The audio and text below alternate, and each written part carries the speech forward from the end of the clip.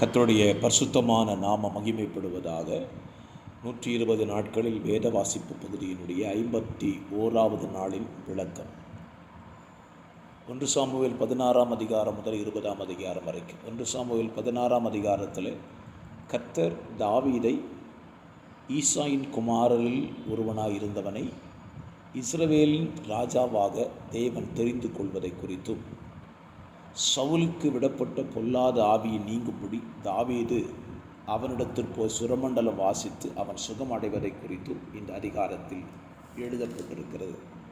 17ஆம் அதிகாரத்தில் இஸ்ரவேல் ஜனத்திற்கும் பெலிஸ்தராகிய கோலியாத்துக்கும் இடையே நடைபெற்ற யுத்தத்தை குறித்து இந்த அதிகாரத்தில் எழுதப்பட்டிருக்கிறது.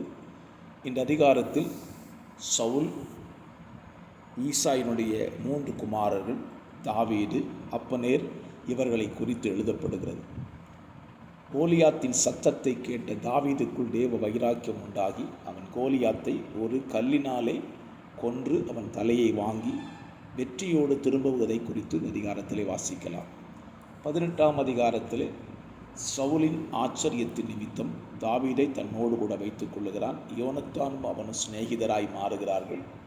ஸ்திரீகளுடைய பாட்டினாலே தாவீதை சவுல் காய்மகரமாய் பார்த்து அவனை கொல்லும்படி 2 முறை அவன் திட்டமிட்டு இறுதியில் தன் மகளாகிய மீகாளை அவளுக்கு திருமணம் பண்ணி கொடுத்து அது நிமித்தம் அவளை கொல்ல வகை தேடுகிறான். அப்படியும் தாவீது தப்பித்துக் கொள்ளுகிறான். 19ஆம் அதிகாரத்தில் யோனத்தான் இடத்தில் தாவீது சொல்கிறான், தகப்பன் என்னை கொன்று போட நினைக்கிறார் என்று சொன்ன பொழுது, அப்படி இருக்க மாட்டாது, நான் பேசுகிறேன் என்று சொல்லி சமாதான பேச்சுவார்த்தை நடத்தி தாவீது தப்புவிக்கப்பட்டு திரும்பவும் அவனால் கொல்லும்படி வகை தேடப்படுகிறான். தாவீது அவன் கைக்கு தப்பி சாமுவேலிடத்தில் போய் தஞ்சம் அடைகிறான். அப்படி தஞ்சம் அடைந்த இடத்திலே சவுல் அவனை தேடி போய் அவனுடைய வேலைக்காரர்களும் அவனும் போய் அங்கே சாஷ்டாங்கமாய் விழுந்து கிடப்பதை வாசிக்க முடியும். தாவீது அங்கே இருந்து தப்பி யோனத்தானிடத்தில் தன் காரியத்தை தெரியப்படுத்துகிறான் 20ஆம் அதிகாரத்தில்.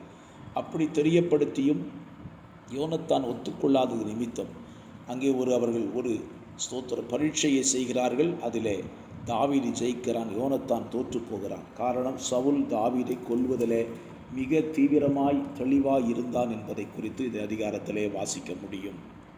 வெளிப்படுத்தல் 21ஆம் அதிகாரத்தில் தேவனாகிய கர்த்தர் தம்முடைய சபையை குறித்தும் நியாயத்தீர்ப்பை குறித்தும், அதே போல தேவனுடைய ஆலயமாய் இருக்கிறதை குறித்தும் சொல்லியிருக்கிறார். 22ஆம் அதிகாரத்தில் பரலோகத்தின் காரியத்தை குறித்து எழுதி 22ஆம் அதிகாரத்தின் முடிவிலே தம்முடைய ராஜ்யத்தின் வருகையை குறித்து அறிவிக்கிறார். வாசியுங்கள், தியானியுங்கள், பலனடையுங்கள்.